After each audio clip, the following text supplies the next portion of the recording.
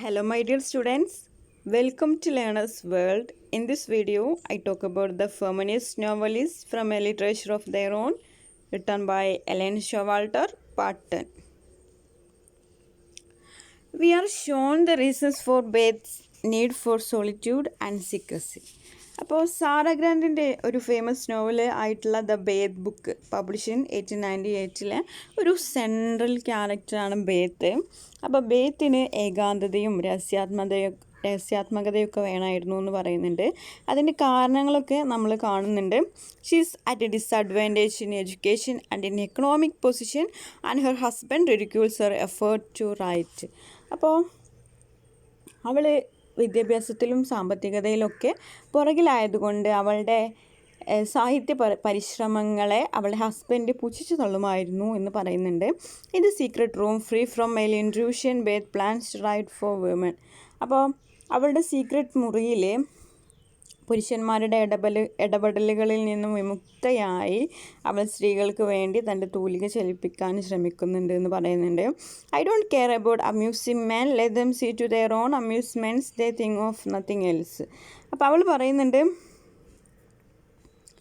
പുരുഷന്മാരെ രസിപ്പിക്കുന്നതിൽ എനിക്ക് വലിയ താല്പര്യമില്ല. അവർക്ക് വേണ്ട രസങ്ങൾ അവർ തന്നെ കണ്ടുപിടിക്കട്ടെ, അവർക്കാണെങ്കിൽ വേറെ ചിന്തയൊന്നുമില്ലല്ലോ എന്നുള്ള കാര്യങ്ങൾ ബേത്ത് പറയുന്നുണ്ട്. Men entertain each other with intellectual ingenuities and art and style while women are busy with the great problems of life and are working hard to make it beautiful. അപ്പോൾ അവൾ പറയുന്നുണ്ട്, ഈ സമയമൊക്കെ കഠിനാധ്വാനം ചെയ്ത് ജീവിത പ്രശ്നങ്ങളെ പരിഹരിക്കാനും ജീവിതത്തെ സൗന്ദര്യമുള്ളതാക്കാനുമാണ് സ്ത്രീകൾ ശ്രമിക്കുന്നത്. Grand's own star set as rapidly as it had risen. She was a strong suffragist, and after her husband's death in 1889, she became active in the suffrage campaign. അപ്പോൾ സാറ ഗ്രാൻഡിൻ്റെ നക്ഷത്രം ഉദിച്ച സ്പീഡിൽ തന്നെ അസ്തമിക്കുകയും ചെയ്തു എന്നാണ് പറയുന്നത്. അവൾ സമ്മതിദായക അവകാശത്തിന് വേണ്ടി പോരാടിക്കൊണ്ടിരുന്ന ഒരുവളായിരുന്നു. 1889 അവളുടെ ഭർത്താവിൻ്റെ മരണശേഷം അവൾ സമ്മതിദായക പോരാട്ടത്തിൽ കൂടുതൽ ശ്രദ്ധ ചെലുത്തി എന്നാണ് പറയുന്നത്. On a lecture tour of the USA, she claim to have been interviewed 24 times in 24 hours.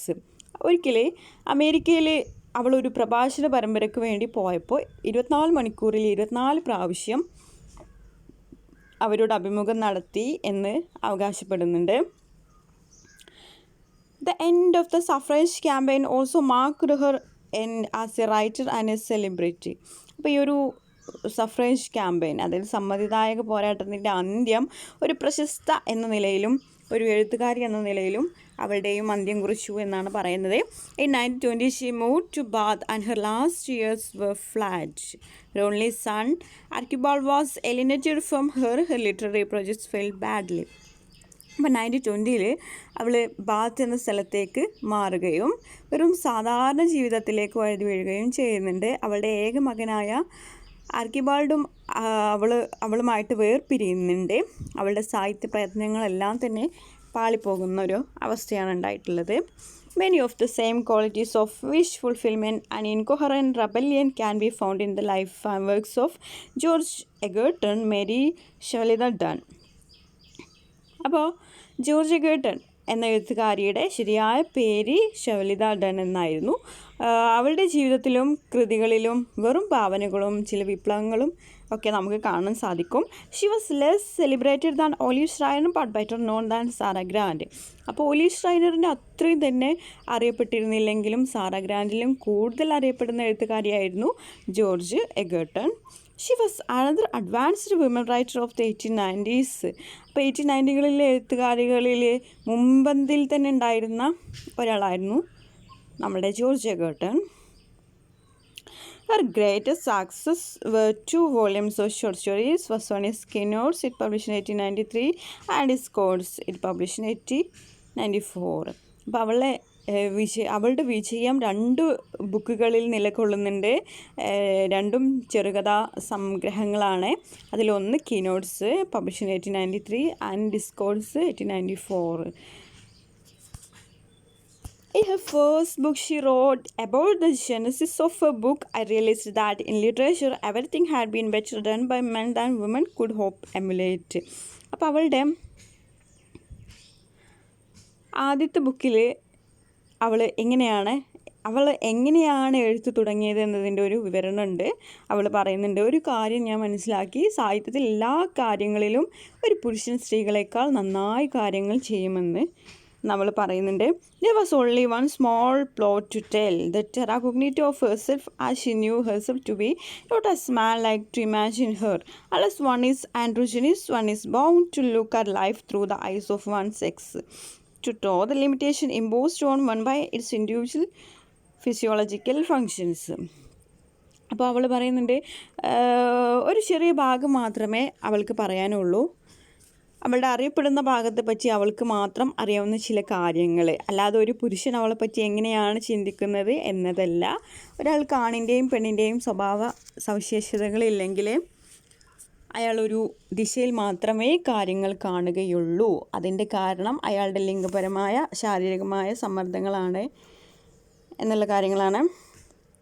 Even though I did not know the technical jargon current today of Freud and the psychoanalysis, I did know something of complexes and inhibitions, repression and the subconscious impulses that determine actions and reactions. അപ്പോൾ അവൾ പറയുന്നുണ്ട്, എനിക്ക് ഫ്രോയിഡിൻ്റെയും മറ്റു മനഃശാസ്ത്ര വിദഗ്ധരുടെയും സാങ്കേതിക ഭാഷയെപ്പറ്റി വലിയ അറിവൊന്നുമില്ല. എന്നാലും വികാരങ്ങളെ പറ്റിയും ഉപബോധ മനസ്സിൻ്റെ വ്യവഹാരങ്ങളെ പറ്റിയും അവ നമ്മുടെ പ്രവർത്തികളെ എങ്ങനെയൊക്കെ സ്വാധീനിക്കുന്നു എന്നതിനെ പറ്റിയും ചില ധാരണകളൊക്കെ ഉണ്ട്. എൻ്റെ കഥകളിൽ ഞാൻ ഉപയോഗിച്ചിട്ടുണ്ട്. I used them in my stories. This description was written in 1932. The stories show her feminist rebellion. അപ്പോൾ എൻ്റെ കഥകളിൽ ഞാൻ കാര്യങ്ങളൊക്കെ ഉപയോഗിച്ചിട്ടുണ്ട് എന്ന് അവൾ പറയുന്നുണ്ട്. ഈ വിവരണം അവൾ എഴുതിയിട്ടുള്ളത് 1932 അവളുടെ കഥകളെ കാണിക്കുന്നത് അവളുടെ സ്ത്രീ വിപ്ലവോർജമാണ്, ഫെമിനിസ്റ്റ് റെബല്യനാണ് ഇതിനെ കാണിക്കുന്നത്, അവളുടെ stories. Egerton had no coherent feminist politics to argue, but she was aware of a repressed sex antagonism in human relationship. അപ്പോൾ എഗർട്ടണ് കൃത്യമായ ഒരു സ്ത്രീ രാഷ്ട്രീയമില്ലായിരുന്നു, എന്നിരുന്നാലും മനുഷ്യ ബന്ധങ്ങളിൽ ലിംഗവിവേചനം ഉണ്ടായിരുന്നു എന്ന് അവൾ ബോധവതിയായിരുന്നു എന്നാണ് പറയുന്നത്. This can be seen in some of the relatively sunny stories in Keynotes. അപ്പോൾ നമ്മുടെ എഗർട്ടൻ്റെ ഒരു ബുക്കായിട്ടുള്ള കീനോട്ട്സിൽ പല കഥകളിലും ഇത് പ്രതിഫലിക്കുന്നുണ്ട് എന്നാണ് പറയുന്നത്. Egerton puts her most violent expressions of antagonism in the mouths of minor characters. ഏറ്റവും വലിയ വിമർശനം അവർ നടത്തുന്നത് ചെറിയ കഥാപാത്രങ്ങളിലൂടെയാണ്. In the spell of the white, the heroine's housekeeper wishes to have a child, ma'am, without a husband, or the disgrace of the disgusting man. അപ്പോൾ the spell of the White Elf എന്ന കഥയിലെ നായികയുടെ വീട്ടുജോലിക്കാരി പറയുന്നത് ഇതാണ്, എനിക്കൊരു കുട്ടിയെ വേണം പക്ഷേ ഭർത്താവ് വേണ്ട എന്നുള്ളതാണ് അവൾ പറയുന്നത്. The heroine does not share this feeling, but she feels that such feeling of disgust for men is common among many women. അപ്പോൾ ലൈംഗികതയിലെ നാണക്കേടും വേണ്ട, എന്തൊരു വൃത്തികെട്ടവരാണ് ഈ പുരുഷന്മാർ, പക്ഷേ നായികക്ക് ജോലിക്കാരുടെ ഈ വികാരത്തോട് വെറുപ്പായിരുന്നു എന്ന കാര്യം അവർക്കറിയാം എന്നാണ് പറയുന്നത്. In discourse, these feelings are much more central to the stories. Egerton is interested in exploring the effect of women's suppressed anger, disgust and rage, but they can openly show them as they are dependent in men for their emotional and economic needs. ഇനി George എഗർട്ടൻ്റെ ഡിസ്കോഡിൽ ഈ വക ചിന്തകൾ കഥയുടെ കേന്ദ്രബിന്ദുവായി മാറുന്നുണ്ട് എന്നാണ് പറയുന്നത്. സ്ത്രീകളുടെ അടക്കി വച്ചിരിക്കുന്ന ദേഷ്യം, വെറുപ്പ്, വിപ്ലവീര്യം, ഇതിനൊക്കെ പറ്റി എഗർട്ടൺ അന്വേഷിക്കുന്നുണ്ടെങ്കിലും പല സ്ത്രീ കഥാപാത്രങ്ങൾക്കും അവരുടെ മനോവികാരങ്ങൾ തുറന്നു പറയാൻ പറ്റുന്നില്ല എന്നാണ് പറയുന്നത്. കാരണം സാമ്പത്തികമായും വികാരപരമായും അവർ പുരുഷന്മാരെ ആശ്രയിച്ചാണ് കഴിയുന്നത്. But in each story, the women projects her grievance onto a more manageable opponent. പക്ഷേ ഓരോ കഥയിലും സ്ത്രീ തൻ്റെ ദുഃഖങ്ങൾ പറ്റിയ ഒരാളോട് ഏറ്റുപറയുന്നുണ്ട്. Taken together, these stories provide a thorough study of the psychology of oppression. ഈ കഥകളെല്ലാം ഒരുമിച്ച് പരിശോധിച്ചാൽ അതിൽ അടിച്ചമർത്തലിൻ്റെ ഒരു മനഃശാസ്ത്രം നമുക്ക് കാണാൻ കഴിയും. In Gone Under, a harrowing story of a woman whose lover arranges to have their illegitimate child murdered by the midwife. The heroine internalizes her despair and hatred and commits suicide. അപ്പോൾ gone under എന്ന ഒരു സ്റ്റോറിയിൽ ഒരു സ്ത്രീയുടെ ദുരന്തമാണ് ചിത്രീകരിക്കുന്നത്. അവൾക്ക് അവളുടെ കാമുകനിൽ നിന്ന് നിയമപരമല്ലാത്ത ഒരു കുട്ടി ജനിക്കുന്നുണ്ട്. പക്ഷേ കാമുകൻ എന്ത് ചെയ്യുന്നു? കുട്ടിയെ കൊന്നുകളയാനായി മിഡ്വൈഫിനെ പ്രേരിപ്പിക്കുന്നുണ്ട്. Wedlock is a sensational tale of a woman who murders her 3 stepchildren because her jealous husband has separated her from her own child. Okay, ഇനി പറയുന്നത് വെഡ്ലോക്കാണ്. വെഡ്ലോക്ക് വേറൊരു ഇതുപോലെയുള്ള ഒരു ഭയങ്കരമായിട്ടുള്ളൊരു സ്റ്റോറിയാണ്. അതിലൊരു സ്ത്രീ തൻ്റെ ഭർത്താവിൻ്റെ വേറെ ഭാര്യയിലുള്ള 3 മക്കളെ കൊലപ്പെടുത്തുന്നതായിട്ടാണ് കാണുന്നത്. തൻ്റെ കുട്ടിയെ തന്നിൽ നിന്നും വേർപ്പെടുത്തിയ ഭർത്താവിനോടുള്ള പ്രതികാരമായാണ് അവൾ ആ ക്രൂരകൃത്യം ചെയ്യുന്നത് എന്നാണ് പറയുന്നത്. In some of her stories, we also find that the women take their revenge not on the men who cause them misery, but on some other women in the story, a kind of vicarious revenge.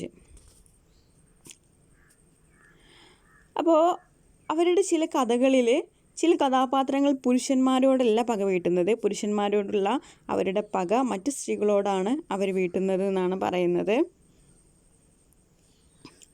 ഒരു പ്രത്യേക തരം പ്രതികാരമാണ് ഇത്. In Virgin Soil, the daughter fights with her mother because the daughter's husband is philanderer and a liquor, and her marriage becomes a legal prostitution, nightly degradation, a hateful yoke.